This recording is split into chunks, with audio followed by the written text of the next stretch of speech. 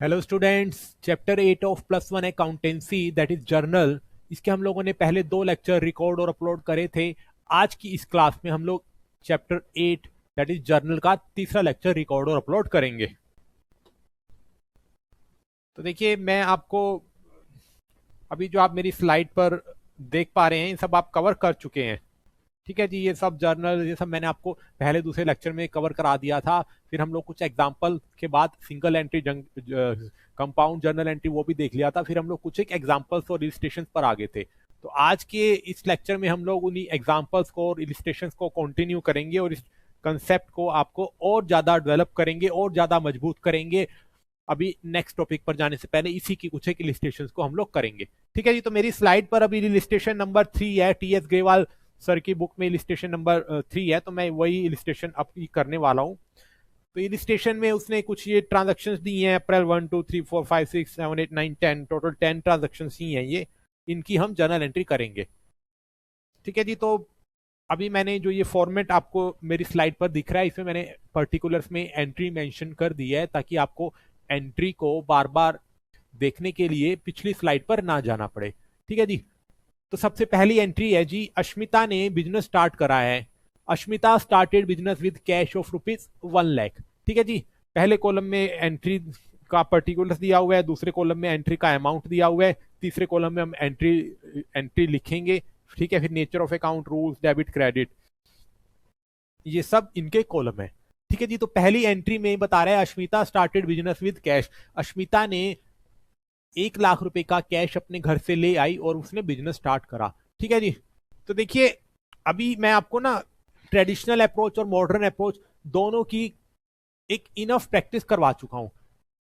अभी आपको दोनों में से जो अप्रोच सुटेबल लगे आप उसके अकॉर्डिंगली अपने जर्नल एंट्री को ड्राफ्ट कर सकते हैं। आपके पर्सनल चॉइस है, इसमें कुछ भी ऐसा नहीं है कि आपको मॉडर्न अप्रोच ही अपनानी है या फिर आपको ट्रेडिशनल अप्रोच ही अपनानी है। ठीक है, लेकिन मैं आपको ये बता दूं कि जो मॉडर्न अप्रोच है ना, that is name itself defining is a modern approach. आज की डेट में सारे के सारे accountant, teacher, students modern approach की तरफ मूव कर रहे हैं। जो ट्रेडिशनल अप्रोच है वो थोड़ी सी ओल्ड हो चुकी है, थोड़ा सा वो आउटडेटेड हो चुकी है।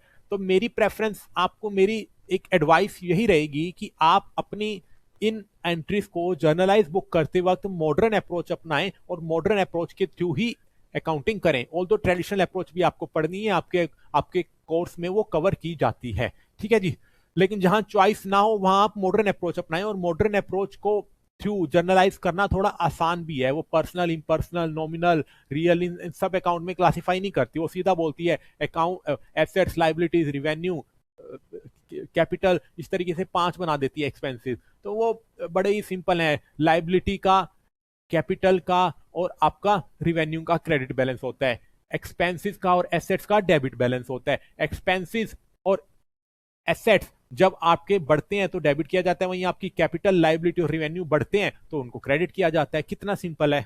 ठीक है जी, तो आइए देखते हैं। अब ये पहली ट्रांजैक्शन में हमको बता रहा है Ashmita started business with cash. Ashmita अपने घर से 1,00,000 रुपया ले आई और उसने बिजनेस स्टार्ट करा। ठीक है जी, तो बिजनेस में सबसे पहले क्या हुआ, बिजनेस में कैश आ गया। कैश के अकाउंट को मैंने डेबिट कर दिया क्योंकि कैश मेरे लिए एसेट है, एसेट इंक्रीज हो गई। और टू कैपिटल, बिजनेस में कैपिटल भी बढ़ गई। जब कैपिटल बढ़ती है तो कैपिटल के अकाउंट को हम लोग क्रेडिट कर देते हैं। ठीक है जी, अब ये कितने का अमाउंट है, 1,00,000 रुपीज।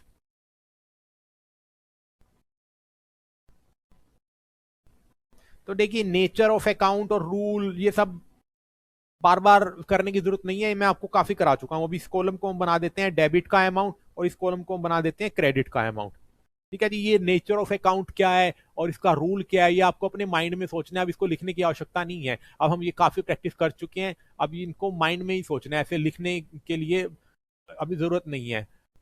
ठीक है जी, देखिए, जब कोई बच्चा पैदा होता है धीरे धीरे वो चलना सीखता है तो बहुत सारे टूल्स उसके माता पिता उसको हाथ पकड़ के चलाना सिखाते हैं। वो कुछ खिलौने इसके मदद से चलना सीखता है। लेकिन जब वो चलना सीख जाता है तो वो सारे के सारे खिलौनों को छोड़ देता है, ना माँ का हाथ पकड़ता है ना ही कोई खिलौना पकड़ता है। तो अब ये देखिए, शुरुआत में आपको कंसेप्ट डेवलप करने के लिए ये समझाना जरूरी था, इसका रूल क्या है, नेचर ऑफ अकाउंट क्या है। फिलहाल आप इसकी प्रैक्टिस कर चुके हो। बार बार इसी नेचर ऑफ अकाउंट मेंशन करना और उसका रूल मेंशन करना, सिर्फ माइंड में ही सोचना है आपने। और वो भी 5, 7, 8, 10 इलिस्ट्रेशन के बाद आप माइंड में सोचोगे भी नहीं, बिना इसके भी आप प्रैक्टिस करना, बिना इसके भी आप एंट्रीज करना स्टार्ट कर दोगे, आपका माइंड डायरेक्टली इसकी एंट्रीज कर पाएगा। ठीक है जी। ठीक है जी। जो बिजनेस, अश्मिता बिजनेस में कैश ले आई तो उसने 1 लाख रुपया बिजनेस में कैश आ गया, मैंने कैश को डेबिट कर दिया। वो कैपिटल भी बिजनेस की इंक्रीज होगी, बिजनेस ने कैपिटल के अकाउंट को क्रेडिट कर दिया। अब सेकंड एंट्री है जी, purchase office furniture in cash. हमने अपने ऑफिस के लिए फर्नीचर परचेज कर लिया कैश दे करके, कैश के बदले में। ठीक है जी। तो सबसे पहले मेरे पास फर्नीचर आ गया, तो मैंने फर्नीचर के अकाउंट को डेबिट कर दिया। दूसरा, मेरे पास से कैश चला गया तो मैंने कैश के अकाउंट को क्रेडिट कर दिया। फर्नीचर 5,000 रुपीज से डेबिट, कैश 5,000 रुपीज से क्रेडिट। ठीक है जी। इसके अलावा ना आपको इनकी नरेशन भी लिखनी होती है। अब जैसे पहले की मैं नरेशन लिख देता हूं, बीइंग कैपिटल इंट्रोड्यूस्ड। अब दूसरे की नरेशन क्या है? दूसरे की नरेशन है जी, बीइंग फर्नीचर परचेज्ड।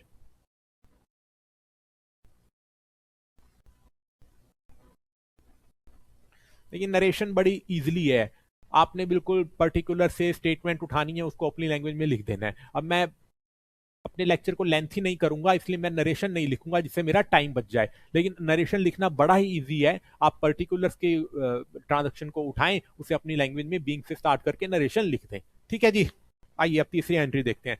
तीसरी एंट्री में ये कह रहे हैं जी, परचेज्ड गुड्स इन कैश। हमने कैश दिया और गुड्स परचेज कर लिया। जब हम गुड्स परचेज करते हैं तो हमारा एक्सपेंडिचर बढ़ जाता है और हम परचेज का अकाउंट खोलते हैं। तो परचेज का अकाउंट मैंने डेबिट कर दिया। दूसरा, मेरे पास से कैश चला गया तो मैंने कैश के अकाउंट को क्रेडिट कर दिया 20,000 रुपीज से।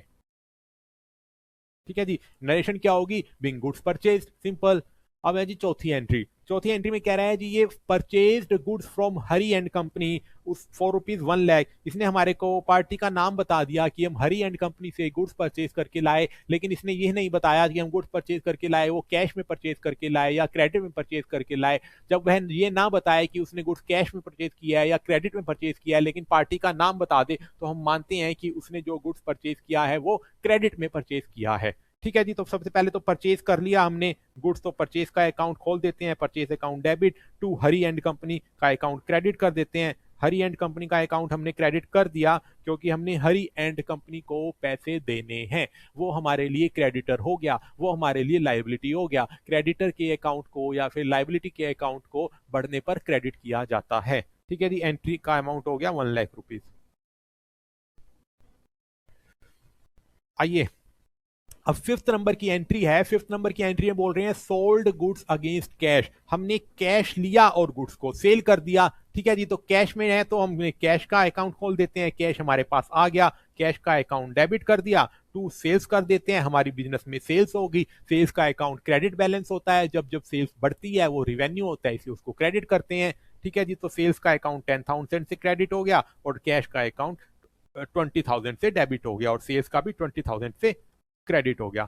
अब है जी, goods sold to Ramesh and company. फिर से उसने हमारे को पार्टी का नाम दे दिया और ये नहीं बताया कैश में सेल करी है या फिर उधार में सेल करी है, तो हम मान लेते हैं उसने क्रेडिट में यानी कि उधार में सेल करी है। ठीक है जी। तो उसने रमेश एंड कंपनी को उधार में सेल करी है, तो रमेश एंड कंपनी को मैंने रमेश एंड कंपनी अकाउंट को मैंने डेबिट कर दिया क्योंकि अब रमेश एंड कंपनी मेरे लिए डेटर है, मैंने इससे पैसा लेने हैं क्योंकि मैंने इसको उधार में माल बेचा है।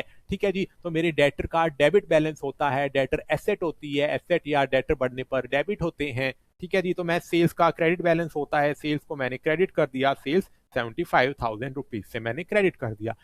अब है जी, paid salary to staff in cash. हमने स्टाफ को 15,000 रुपीज की सैलरी कैश में पे कर दी। सबसे पहले तो हमारे को एक खर्चे का नाम बताओ जी, ये तो हमने सैलरी का खर्चा करा है, तो हम सैलरीज के अकाउंट को डेबिट कर देते हैं 15,000 रुपीज से। ठीक है जी। 15,000 रुपीज से हमने सैलरी का अकाउंट डेबिट कर दिया। दूसरा, हमने कैश में करा है तो हमने टू कैश कर दिया, कैश का अकाउंट क्रेडिट कर दिया क्योंकि कैश हमारे बिजनेस से चला गया, कैश चला गया इसलिए हमने कैश को क्रेडिट कर दिया। फिर कह रहा है जी, पेड इलेक्ट्रिसिटी बिल। हमने इलेक्ट्रिसिटी बिल को पे कर दिया 2,000 रुपीज से। इसकी एंट्री होगी जी, हम एक लेजर खोल लेते हैं, इलेक्ट्रिसिटी अकाउंट के नाम से, इलेक्ट्रिसिटी बिल अकाउंट के नाम से हमने 2,000 रुपीज का खर्चा कर दिया, इसलिए हमने इलेक्ट्रिसिटी बिल अकाउंट 2,000 रुपीज से डेबिट कर दिया। अब देखिए यहाँ पर ना आप एक और चीज, थोड़ा सा नई चीज समझिए। अब इसने हमारे को ये कह दिया कि हमने इलेक्ट्रिसिटी बिल पे कर दिया 2000 रुपीज से, लेकिन उसने ये नहीं बताया कि हमने बैंक से पे करा या फिर कैश से पे करा। जब वह आपको यह ना बताए कि वो आपने बैंक से पे करा या कैश से पे करा, तो आप मानते हैं कि आप ये एज्यूम करते हैं कि आपने कैश में पे करा। कैश में पे करा तो टू कैश अकाउंट मैंने कर दिया, कैश मेरे बिजनेस से चला गया, 2000 रुपीज को मैंने कैश अकाउंट को क्रेडिट कर दिया। ठीक है जी। देखिए आज का जो समय है, आज के समय में हम बैंकिंग की ट्रांजैक्शन बहुत ज्यादा करते हैं, पेटीएम कर दिया, किसी का स्कैन कर दिया, बैंक से पेमेंट कट जाती है। लेकिन जब ये अकाउंटिंग के रूल्स लिखे गए थे, उस वक्त बैंकिंग ट्रांजैक्शन इतनी कॉमन नहीं थी, कैश की ट्रांजैक्शन ज्यादा कॉमन थी। ठीक है जी। तो ये एग्जम्पशन हम मानते हैं कि जब वो ये नहीं बताएगा कैश या बैंक से पेमेंट हुई है, तो हम कैश से ही पेमेंट मानते हैं। अगर बैंक से पेमेंट होएगी तो वो बैंक की पेमेंट को स्पेसिफिकली मेंशन करेगा, थ्रू बैंक, थ्रू चेक, कुछ ना कुछ मेंशन करेगा। ठीक है जी। अब है जी paid telephone bill. Telephone bill का लेजर खोल देते हैं। Telephone bill account debit to cash account, हमने कैश में पे कर दिया तो 500 रुपीज कैश को क्रेडिट कर दिया। टेलीफोन बिल है, बिल एक्सपेंसिस का अकाउंट डेबिट बैलेंस होता है, इसलिए इसको डेबिट कर दिया। अब है जी पेड, माफ कीजिएगा, परचेज्ड स्टेशनरी इन कैश, उसने कैश दे करके 250 रुपए की स्टेशनरी परचेज कर ली। ठीक है जी। तो सबसे पहले स्टेशनरी खर्चा है हमारे लिए, खर्चे का डेबिट बैलेंस होता है, स्टेशनरी के अकाउंट को डेबिट कर देते हैं, टू कैश कर देते हैं 250 रुपीज से। स्टेशनरी का अकाउंट डेबिट कर देते हैं, स्टेशनरी हमारे लिए एक्सपेंसिस है, एक्सपेंसिस का डेबिट बैलेंस होता है। ठीक है जी। कैश बिजनेस से चला गया, इसलिए कैश को क्रेडिट कर दिया, सिंपल। ओके। अब इलिस्ट्रेशन नंबर 4 टीएस ग्रेवाल की बुक में इलिस्ट्रेशन नंबर 4 है, इसको देखते हैं। अब कह रहे हैं जी journalise the following transaction in the book of Pawan. Pawan की बुक में इन सारी की सारी ट्रांजेक्शन को जर्नलाइज करो, यानी कि जर्नल एंट्री पास करो। ठीक है जी। फिर से मैं रिपीट कर दूं, आप मॉडर्न मॉडर्न और ट्रेडिशनल अप्रोच में से कुछ भी फॉलो कर दीजिए, आपको बस एंट्री करनी है। मॉडर्न अप्रोच को प्रेफर किया जाएगा क्योंकि वो मॉडर्न है, धीरे धीरे सभी मॉडर्न अप्रोच की तरफ मूव कर रहे हैं, मॉडर्न अप्रोच अप्लाई करना भी इजी है। ठीक है जी। अब इसने सबसे पहली ट्रांजैक्शन कह दी जी, Pawan started business with cash of ₹1 lakh. आइए इसको नोट पैड पे करते हैं। पहली ट्रांजैक्शन हमारे को उसने कह दी, Pawan started business with cash of ₹1 lakh 1 अप्रैल को। ठीक है जी। सबसे पहले डेट का कॉलम डाल लेते हैं, 1 अप्रैल 2025। ये तो मेरा डेट का कॉलम हो गया। ठीक है जी। लेजर का एक फॉर्मेट ही बना देते हैं यहां पे हम लोग।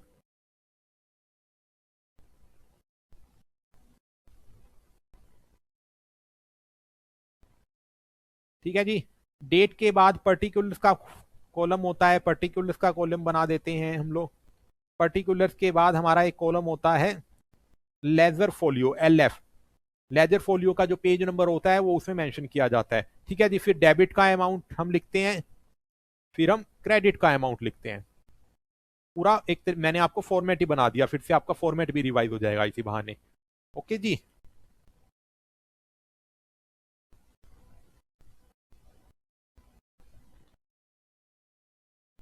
सबसे पहली ट्रांजैक्शन वो बता रहा है, Pawan started business with cash of ₹1 lakh 1 अप्रैल को। सबसे पहले हम डेट कॉलम में डेट लिख देते हैं, 1 अप्रैल 2025। पवन ने 1 लाख रुपया अपने घर से ले आया और बिजनेस स्टार्ट करा, तो बिजनेस के पास तो जी कैश आ गया। ठीक है। तो कैश के अकाउंट को हम लोग डेबिट कर देते हैं, cash account debit to capital account. Business के पास कैपिटल भी आ गई, कैपिटल का क्रेडिट बैलेंस होता है, इसलिए कैपिटल को क्रेडिट कर दिया। कितना अमाउंट था? ₹1 लाख। ठीक है जी। अब देखिए हम लेजर की बुक में जो भी पेज पर कैश अकाउंट खुला होगा उसका कैश अकाउंट का पेज नंबर लिख देते हैं। मान लेते हैं लेजर की बुक में जो कैश अकाउंट खुला हुआ है वो पेज नंबर 10 पर खुला हुआ है, इसलिए मैंने यहां पर पेज नंबर 10 लिख दिया।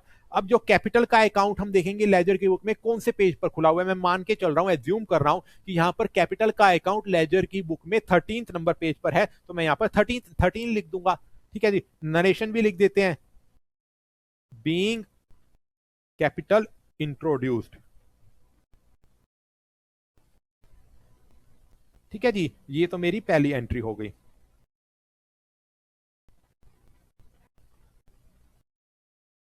अब है जी दूसरी एंट्री। दूसरी एंट्री उसने 2 अप्रैल को करी है, open bank account with cheque from saving account. 2 अप्रैल को,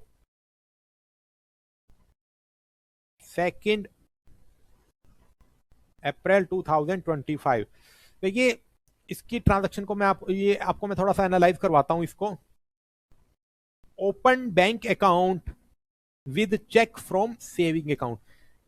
अब उसने क्या करा, उसने एक बिजनेस के नाम से एक बैंक अकाउंट खोल दिया। मान लेते हैं पवन ने एक नया बिजनेस जो स्टार्ट करा था, बिजनेस का उसने नाम लिखा था Krishna textile. Krishna textile limited. Krishna textile business को इसने, पवन ने नाम दे दिया अपने बिजनेस को कृष्णा टेक्सटाइल लिमिटेड। अब इसने कृष्णा टेक्सटाइल लिमिटेड से एक बैंक अकाउंट खुलवाया और अपने पर्सनल सेविंग अकाउंट से एक चेक बैंक अकाउंट में डिपॉजिट, कृष्णा टेक्सटाइल के अकाउंट में डिपॉजिट करा दिया। तो उसने क्या करा, अपने बैंक अकाउंट से बिजनेस के बैंक अकाउंट में पैसा डिपॉजिट करा दिया, यानी कि वो अपने बैंक से पैसा लाया और बिजनेस को उसने दे दिया। ठीक है जी, तो उसने एक तरीके से कैपिटल ही इंट्रोड्यूस करी है कि वो अपने घर से पैसा ले आया, अपने पर्सनल बैंक से पैसा ले आया और वो पैसा उसने बिजनेस को दे दिया, कृष्णा लिमिटेड को दे दिया। तो उसने यहां पर कैपिटल ही इंट्रोड्यूस करी है, और वो कैपिटल इंट्रोड्यूस उसने कैश नहीं लेकर के आया, उसने सीधा बैंक में पैसा डिपॉजिट करा दिया। तो हमारे बिजनेस का बैंक अकाउंट बढ़ गया। तो बिजनेस का बैंक अकाउंट जब मेरा बढ़ जाएगा तो मैं बैंक के अकाउंट को डेबिट कर दूंगा। ठीक है, दूसरा उसने कैपिटल ही है जी, उसने उसने एक 50,000 रुपीज की कैपिटल इंट्रोड्यूस कर दी है, क्योंकि वो अपने पर्सनल बैंक अकाउंट से पैसा लेकर के आया है। तो मैंने कैपिटल के अकाउंट को क्रेडिट कर दिया यहां पर 50,000 रुपीज से।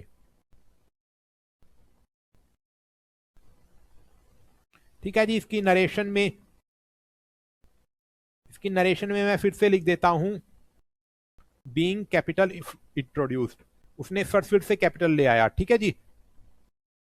ठीक है जी, तो आगे की ट्रांजैक्शन जो होगी ना, उसमें मैं लेजर फोलियो नंबर, ठीक है जी, और डेट मिस कर दूंगा, स्किप कर दूंगा, ताकि लेक्चर स्लो ना हो, लेक्चर थोड़ा सा स्पीड में हो, आपको ज्यादा समय ना देना पड़े। ठीक है जी, तो ये इमेजिनरी नंबर हैं, जो भी बैंक का अकाउंट लेजर फोलियो में जिस नंबर पर बैंक का अकाउंट होगा वो बैंक बैंक अकाउंट नंबर का पेज लिख देगा। फिर वो कैपिटल का तो जी 13 नंबर है ही, 13 नंबर यहाँ पे पेज नंबर लिख दिया उसने। ठीक है जी, ओके। तो इस ट्रांजैक्शन को मैं आपको फिर से एनालाइज करवा देता हूं। Open bank account with cheque from saving account, वो अपने पर्सनल सेविंग अकाउंट से एक उसने चेक ड्राफ्ट करा और जो बिजनेस का बैंक अकाउंट था कृष्णा टेक्सटाइल लिमिटेड से, उसमें जमा करा दिया। तो उसने पर्सनल से पैसा निकाला और उसने बिजनेस के बैंक अकाउंट में जमा करा दिया। तो बिजनेस का बैंक अकाउंट मेरा बढ़ गया। बिजनेस का बैंक अकाउंट बढ़ गया और उसने बिजनेस में कैपिटल भी बढ़ दी, क्योंकि पवन बिजनेस में कैपिटल ले आया फिर से, और वो कैपिटल उसने बैंक में जमा करा दी। ठीक है जी, तो मेरा बैंक का अकाउंट बढ़ गया और कैपिटल भी बढ़ गई बिजनेस में। ठीक है जी, तो सिंपल है भाई, बैंक अकाउंट बढ़ने पर बैंक एसेट है, बैंक बढ़ता है बिजनेस में तो डेबिट हो जाएगा, कैपिटल मेरी लाइबिलिटी है, कैपिटल बिजनेस में बढ़ती है तो क्रेडिट हो जाएगी। आइए अब फिर तीसरी एंट्री देखते हैं। कह रहा है जी, purchased computer in cash. Business ने 20,000 रुपीज कैश में पे करके कंप्यूटर परचेज कर लिए। ठीक है जी, तो कंप्यूटर परचेज करने पर मैं कंप्यूटर का अकाउंट डेबिट कर देता हूं। कंप्यूटर मेरी एसेट है, कंप्यूटर एसेट बढ़ने पर, कंप्यूटर बढ़ने पर मैंने डेबिट कर दिया। दूसरा, कैश मेरे बिजनेस से चला गया तो मैंने कैश का अकाउंट क्रेडिट कर दिया। कितने से अमाउंट से ट्रांजेक्शन हुई है? 20,000 रुपीज से।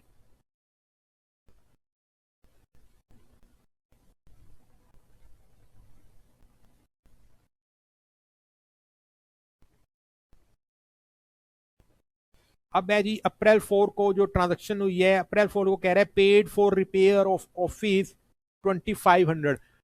ऑफिस में कुछ रिपेयर कराई और रिपेयर के लिए 2,500 रुपीज हमने पे कर दिए। रिपेयर क्या है? रिपेयर एक एक्सपेंसिव है, बिजनेस में ऐसे एक्सपेंसिव होते रहते हैं, छोटी मोटी रिपेयर होती रहती है। तो हम एक रिपेयर का अकाउंट खोल देते हैं यहाँ पे, रिपेयर अकाउंट डेबिट।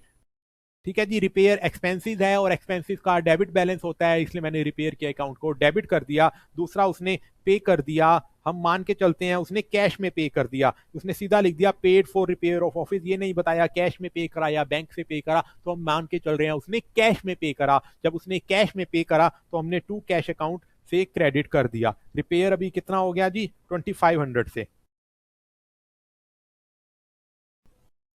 ठीक है जी, being being repair expenses paid narration हो जाएगी इसकी, सिंपल। अब नेक्स्ट ट्रांजेक्शन देखते हैं। कह रहे हैं जी परचेज्ड गुड्स 10,000 रुपीज। देखिए इस ट्रांजेक्शन को भी आप अच्छे से समझिए। इसने हमारे को इसमें बता दिया कि हमने गुड्स परचेज कर ली 10,000 रुपीज की। इसने ये नहीं बताया कि हमने ये ट्रांजेक्शन जो की है उधार में करी है या कैश में की है, और लेकिन उसने यहाँ पर पार्टी का नाम भी नहीं बताया। तो देखिए जब वो पार्टी का नाम ना बताए तो हम मान के चलते हैं कि उसने ये ट्रांजेक्शन जो की है कैश में की है। अगर ये हमारे को बता देता ना purchased goods from Hari limited, तो हम मान के चलते हरी लिमिटेड उसने उधार में गुड्स परचेज करी है हरी लिमिटेड से। लेकिन उसने पार्टी का नाम नहीं बताया, केवल इतना कह करके छोड़ दिया परचेज गुड्स फॉर ₹10,000, तो हम मान के चल रहे हैं कि उसने ये कैश में परचेज करी है। ठीक है जी, तो यहाँ पे हम परचेज का लेजर खोल देते हैं, क्योंकि गुड्स परचेज करने पर हम लोग परचेज का लेजर खोलते हैं। जो एक्सपेंसिस होता है एक्सपेंसिस का डेबिट बैलेंस होता है, इसलिए परचेज के अकाउंट को हमने डेबिट कर दिया टू कैश अकाउंट। कैश के अकाउंट को हम क्रेडिट कर देंगे 10,000 रुपीज से। 10,000 रुपीज की हमने गुड्स परचेज करी है।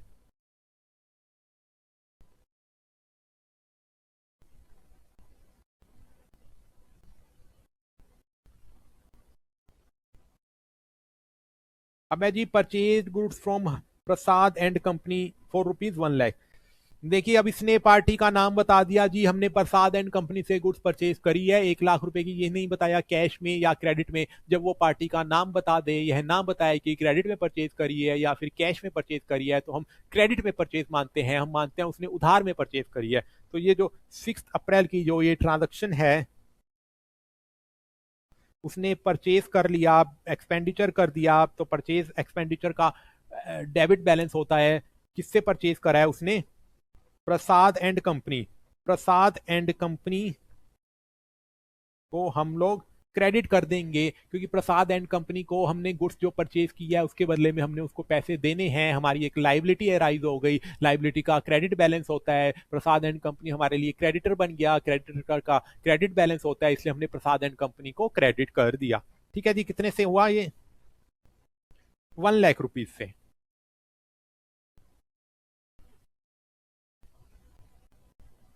ओके। अब है जी सोल्ड गुड्स फॉर ₹20,000।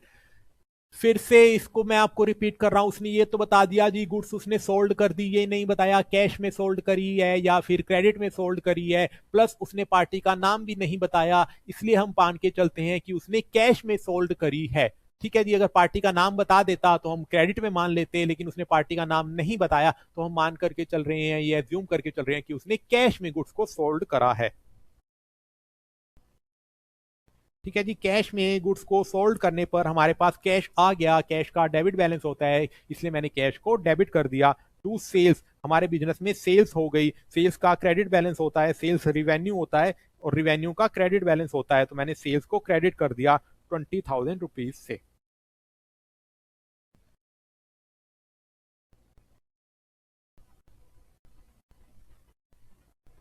ओके जी, अब कह रहे हैं जी sold goods to Dev and company 75,000। हमने इसने इस ट्रांजेक्शन में बता दिया कि हमने देव एंड कंपनी को गुड्स सोल्ड करा है, कैश या क्रेडिट नहीं बताया, पार्टी का नाम बता दिया, तो हम मान के चल रहे हैं उसने क्रेडिट में गुड्स को सोल्ड करा है।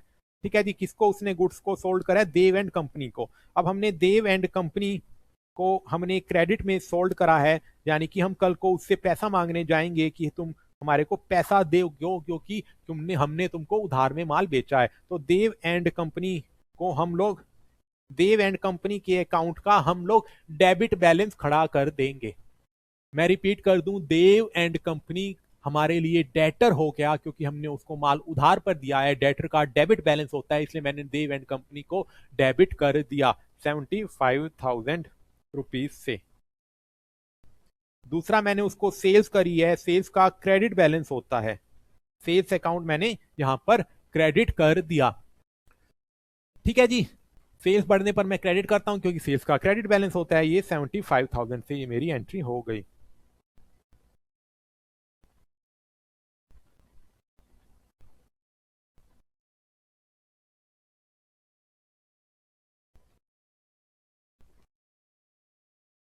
अब है जी 9 अप्रैल को Dev and company return goods, they being defective.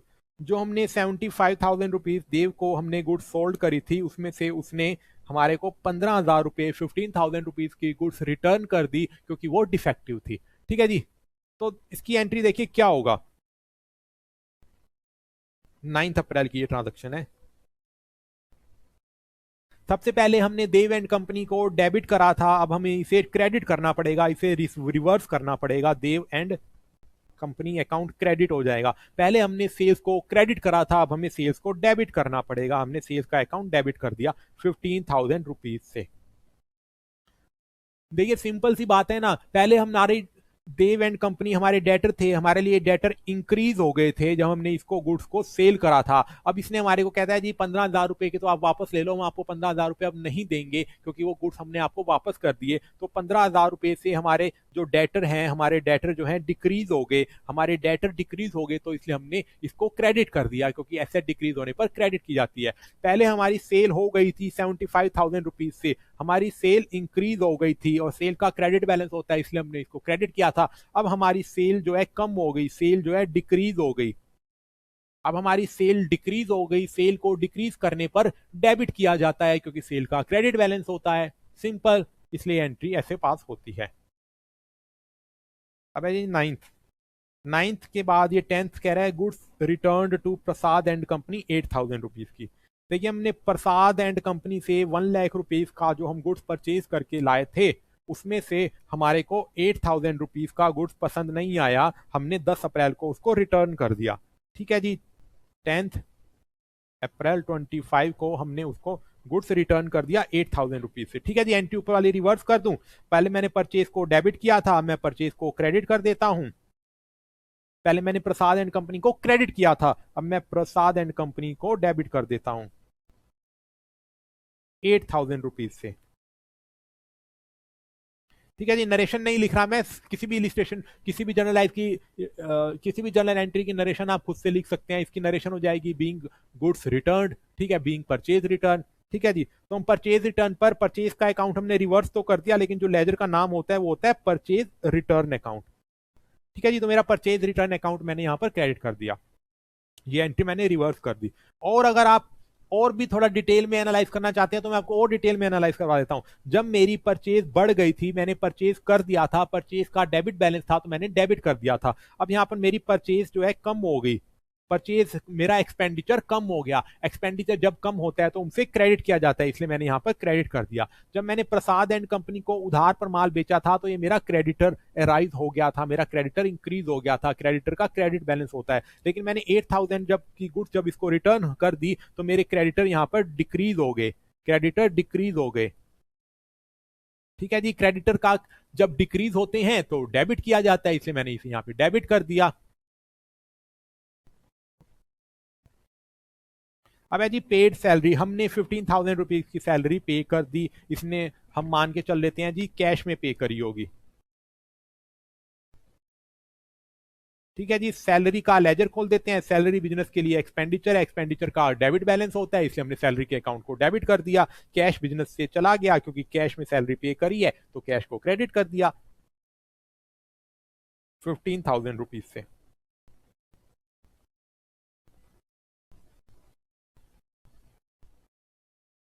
ठीक है जी, नरेशन कुछ भी लिख दीजिएगा, बीइंग सैलरी पेड। ओके जी, सिंपल ही है ना। मुझे उम्मीद है आपको बहुत अच्छे से सब समझ में आ रहा होगा। कुछ क्वेरी रह जाए तो मुझे कमेंट बॉक्स में डाल देना।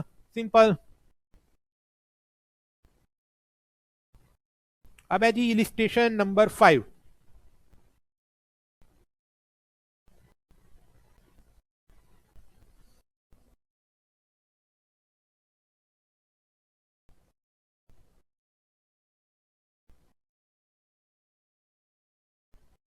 इलिस्ट्रेशन नंबर 5 देख लेते हैं। ठीक है जी, फिर से वही डेट का कॉलम होता है, पर्टिकुलर्स का कॉलम होता है, लेजर फोलियो का कॉलम होता है, डेबिट अमाउंट का कॉलम और ये क्रेडिट अमाउंट का कॉलम। आइए जी देखते हैं इनकी एंट्री। सबसे पहली एंट्री है ट्रांजैक्शन, पढ़ते हैं जी। इलिस्ट्रेशन नंबर 5 है टी एस ग्रेवाल सर की बुक में, उसके लिए कह रहे हैं transaction of Ramesh for April 2025 are given below, journalise them. Ramesh की बुक में ट्रांजेक्शन हमें जर्नलाइज करनी है, इसकी जर्नल एंट्री पास करनी है। सबसे पहले ट्रांजेक्शन है 1 अप्रैल को। 1 अप्रैल की जो ट्रांजेक्शन है उसमें कह रहे हैं Ramesh started business with cash of ₹50,000 and cheque of ₹1 lakh. Ramesh ने क्या करा, अपने घर से 50,000 रुपए कैश लिया, कैश के रूप में ला करके बिजनेस को दे दिए, और 1 लाख रुपया उसके सेविंग अकाउंट, जो पर्सनल सेविंग अकाउंट था, वहां से उसने चेक काट करके बिजनेस को दे दिया। ठीक है जी, तो बिजनेस के पास टोटल कितना कैश आ गया, 50,000 रुपीज का कैश आ गया। और जो चेक उसने रमेश ने बिजनेस को दिया है, बिजनेस अपने बैंक अकाउंट में वो चेक को डिपॉजिट कराएगा, तो बिजनेस का बैंक अकाउंट बढ़ जाएगा। तो बिजनेस के पास टोटल 50,000 रुपीज का चेक आ गया और 1 लाख रुपीज का बैंक बैलेंस आ गया। टोटल कैपिटल बिजनेस के पास कितनी आ गई, टोटल कैपिटल 1,50,000 रुपीज आ गई। ठीक है जी। आइए इसकी एंट्री पास करते हैं। तो बिजनेस के पास 1 अप्रैल को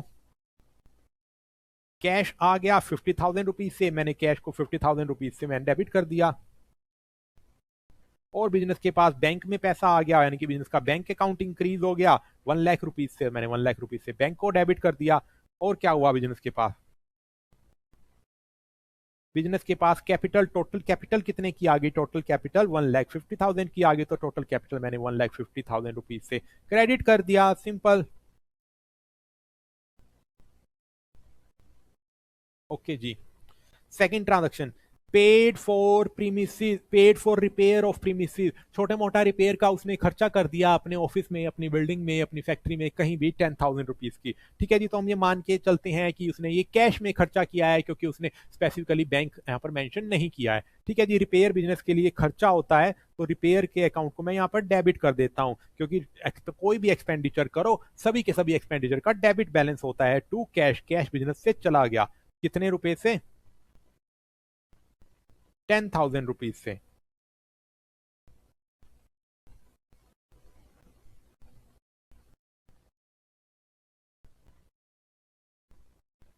तीसरा है cash deposited into bank 70,000 rupees.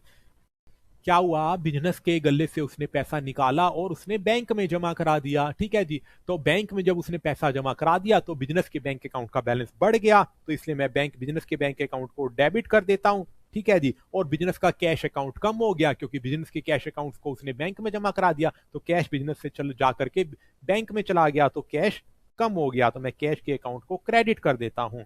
कितने से हो गया जी ये, 70,000 रुपीज से। 70,000 रुपीज से मैं ये एंट्री पास कर देता हूं।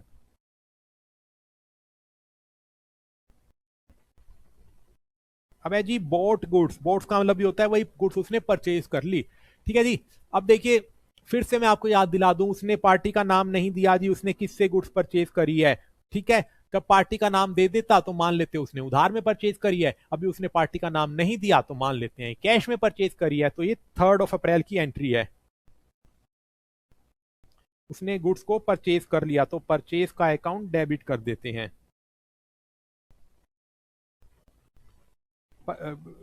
कितने रुपए की है, 5,000 रुपीज की। उसने कैश में परचेज करी है, तो कैश बिजनेस से चला गया, कैश के अकाउंट को क्रेडिट कर देते हैं।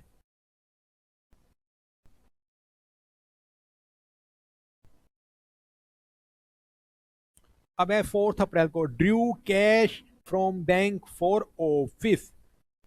देखिए उसने बैंक से कुछ पैसा निकाल करके अपने ऑफिस में ले आया।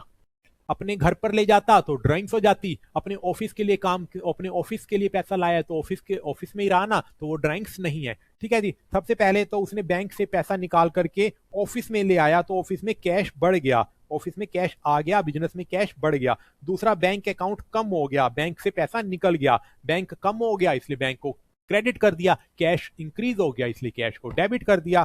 कितने से उसने ये एंट्री करी है, उसने ये एंट्री करी है जी 1,000 रुपीज से।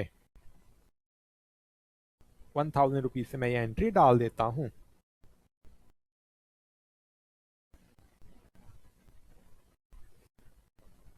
फिर है जी 13 अप्रैल की एंट्री को कह रहा है बोट गुड्स फ्रॉम शाम।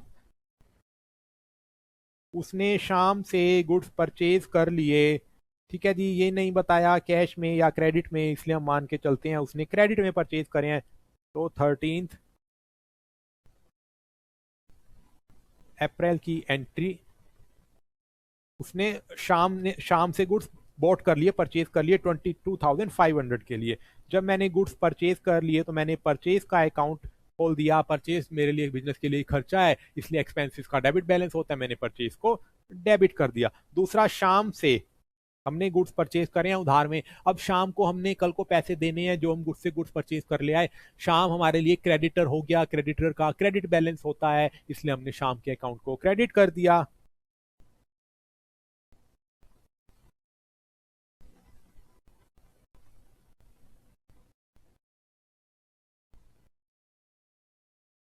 हमें जी paid cartage on goods purchase, जो उसने शाम से 22,500 रुपीज के गुड्स परचेज करे, उस पर 500 रुपीज का उसने माल भाड़ा दे दिया, कार्टेज दे दिया, तो 500 रुपए हमारा बिजनेस का कार्टेज एक्सपेंसिस हो गया। कार्टेज एक्सपेंसिस को कैरेज इनवर्ड भी बोलते हैं, क्योंकि उसने माल को परचेज करते वक्त जो कार्टेज पे करा है उसको कैरेज इनवर्ड बोलते हैं। जो माल को गुड्स को सेल कर देगा, गुड्स को सेल करते वक्त जो वो कार्टेज एक्सपेंडिचर पे करेगा उसको कैरेज आउटवर्ड बोल देंगे। ठीक है जी, तो ये कैरेज इनवर्ड का खर्चा मेरे लिए हो गया 500 रुपीज से 13 अप्रैल को ही।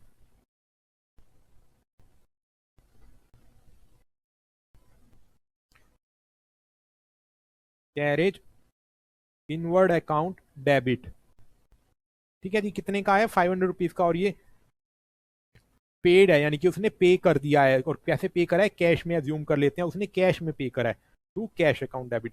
कैश बिजनेस से चला गया, क्रेडिट हो गया। कैरेज इनवर्ड का 500 रुपए का खर्चा मैंने कर दिया, खर्चे का डेबिट बैलेंस होता है, कैरेज इनवर्ड अकाउंट से ना मैंने एक्सपेंसेस को डेबिट कर दिया। अब है जी, sold goods to Krishna, Krishna को उसने 15,000 रुपीज का गुड्स सेल कर दिया। ठीक ठीक है जी, फिर से रिपीट कर दूं, उसने कृष्णा को सेल करा है, ये नहीं बताया कैश में सेल करा है या क्रेडिट में सेल करा है, तो एज्यूम कर लेते हैं क्रेडिट में ही सेल करा है। ठीक है जी, अब कृष्णा से हमने जो माल उसको उधार में सेल कर दिया, कल को हमने कृष्णा से पैसे लेने हैं तो मैं कृष्णा के अकाउंट को डेबिट कर देता हूं, क्योंकि वो मेरे लिए डेटर हो गया, डेटर का डेबिट बैलेंस होता है। दूसरा, मैंने सेल्स कर दी, सेल्स का क्रेडिट बैलेंस होता है, सेल्स के अकाउंट को मैंने क्रेडिट कर दिया 15,000 रुपीज से।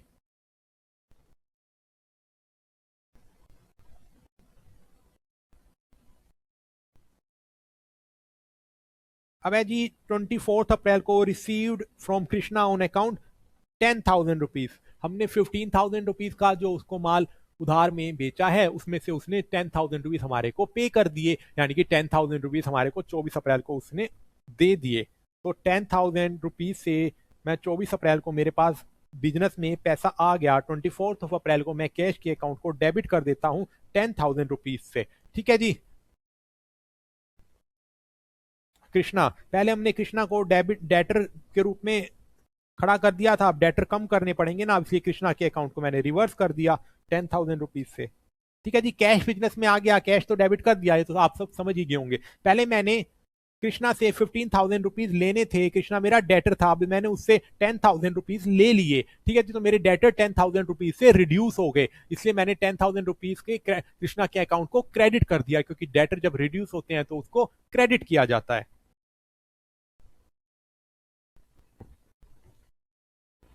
अब है जी, paid salary by cheque, bank से हमने उसको सैलरी पे करी है शाम को 22,500 रुपीज की।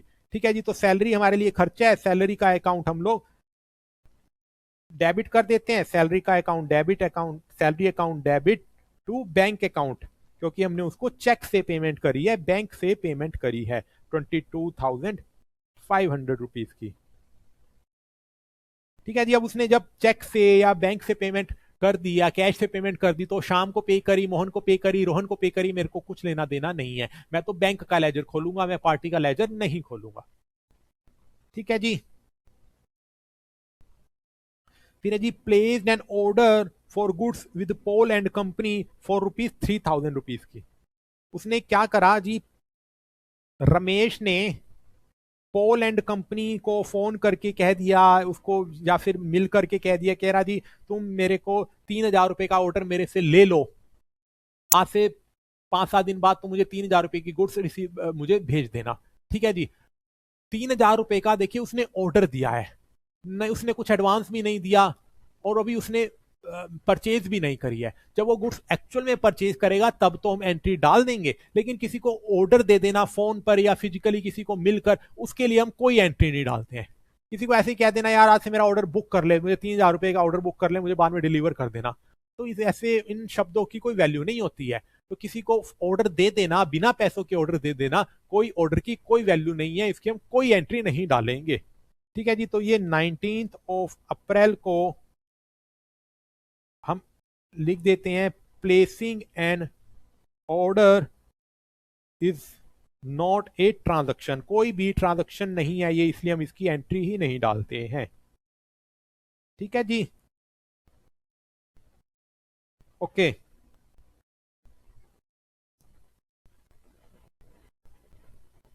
अब हमने कैश में सेल कर दी 8,000 रुपीज से 30 अप्रैल को। जब कैश में सेल करी, कैश आ गया टू सेल्स अकाउंट, हम लिख देंगे सेल्स हो गई कितने से, 8,000 रुपीज से। ठीक है जी, सेल्स का क्रेडिट बैलेंस होता है, मैंने सेल को क्रेडिट कर दिया।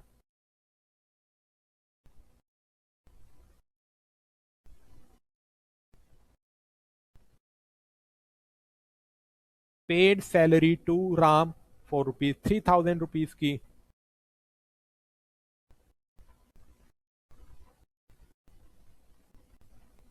ठीक है जी, सैलरी उसने पे कर दी, सैलरी का अकाउंट यहां पर मैंने डेबिट कर दिया। सैलरी बिजनेस के लिए एक्सपेंडिचर है, एक्सपेंडिचर का डेबिट बैलेंस होता है। दूसरा, उसने सैलरी पे कर दी है जी, मान के चल रहे हैं कैश में पे करी होगी क्योंकि चेक यहां पर वर्ड नहीं लिखा है, तो टू कैश बिजनेस से कैश चला गया, कैश के अकाउंट को मैंने क्रेडिट कर दिया। ठीक है जी, अब राम को, मोहन को, सोहन को, रोहन को मेरे को फर्क नहीं पड़ता, उसने कैश में पे करी है। अब कह रहे हैं जी 30 अप्रैल को received an order from Dev and company for rupees 1 lakh along with advance of rupees 3,000। ठीक है जी, कोई देव एंड कंपनी है, उसने पवन को, रमेश को फोन करके कहा जी आप मेरा 1 लाख रुपए का ऑर्डर बुक कर दीजिए और 3,000 रुपीज मेरे से एडवांस में ले लीजिए। देखिए, जो ऑर्डर 1 लाख रुपए का बुक कर दिया उसकी तो एंट्री पास करेंगे नहीं, क्योंकि ऑर्डर की एंट्री पास करते नहीं है। लेकिन जो 3,000 रुपीज आपके बिजनेस के पास आ गए, रमेश के पास आ गए, उस 3,000 रुपीज की हमें एंट्री पास करनी होगी। ठीक है जी, सबसे पहले तो बिजनेस के पास क्या हुआ, 3,000 रुपीज बिजनेस के पास आ गए, तो मैं कैश के अकाउंट को डेबिट कर देता हूं यहां पर 3,000 रुपीज से। ठीक है जी, और जो बिजनेस के पास पैसे आए हैं, उसने, बिजनेस ने एडवांस रिसीव करा है, तो मैं एडवांस रिसीव को क्रेडिट कर देता हूं 3,000 रुपीज से। एडवांस रिसीव्ड अकाउंट को मैंने क्रेडिट कर दिया। देखिए जी, जो एडवांस उसने, रमेश ने 3,000 रुपीज का एडवांस रिसीव कर लिया, वो उसके लिए एक लायबिलिटी है, उसके अगेंस्ट उसको गुड्स सेल करने हैं। अगर किसी कारणवश वो गुड्स सेल नहीं करता तो ये एडवांस जो रिसीव उसने कर लिया है उसको देव एंड कंपनी को 3,000 रुपीज वापस करने पड़ेंगे। एक तरीके से उसके लिए लाइबिलिटी है, उसके क्रेडिटर हैं, क्रेडिटर का क्रेडिट बैलेंस होता है, लाइबिलिटी का क्रेडिट बैलेंस होता है। इसलिए मैंने एडवांस रिसीव्ड अमाउंट को 3,000, एडवांस रिसीव्ड अकाउंट को 3,000 रुपीज से मैंने क्रेडिट करा है। ठीक है जी, बिल्कुल सिंपल सी बात है। जब उसने 3,000 रुपीज रिसीव करे हैं, उसके अगेंस्ट वो सेल करेगा, अगर वो सेल नहीं करता है तो उसको 3,000 रुपीज वापस करने पड़ेंगे। जब, इसलिए उसके लिए फिलहाल के लिए उसके 3,000 रुपीज उसके लिए एक लाइबिलिटी है, इसलिए मैंने इसके अकाउंट, एडवांस रिसीव्ड अकाउंट को क्रेडिट करा है।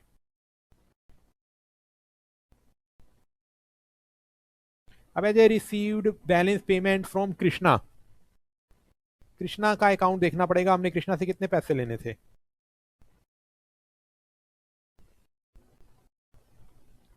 कृष्णा को हमने 15,000 रुपीज की गुड सेल करी थी, 10,000 रुपीज ले लिए थे, 5,000 रुपीज और लेने हैं जो अब ले लिए, तो बिजनेस के पास कैश अकाउंट से डेबिट हो गया, 5,000 रुपीज कैश आ गया। किससे आया है, कृष्णा से आया है, तो कृष्णा के अकाउंट को यहाँ पर क्रेडिट कर दिया।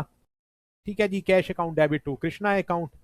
ठीक है जी, ठीक है ना जी, पहले अपने कृष्णा से 15,000 रुपीज लेने थे तो इसको हमने डेटर के रूप में दिखा दिया था, कृष्णा के अकाउंट को हमने देखिए ऊपर डेबिट करा हुआ है। ठीक है जी, अब 5,000 रुपीज ले लिए तो कृष्णा के अकाउंट को यहाँ पे क्रेडिट करना पड़ेगा, इसको रिवर्स करना पड़ेगा, डेटर हमारे रिड्यूस हो जाएंगे, इसलिए डेटर रिड्यूस होने पर हमने इसके अकाउंट को क्रेडिट कर देंगे। सिंपल।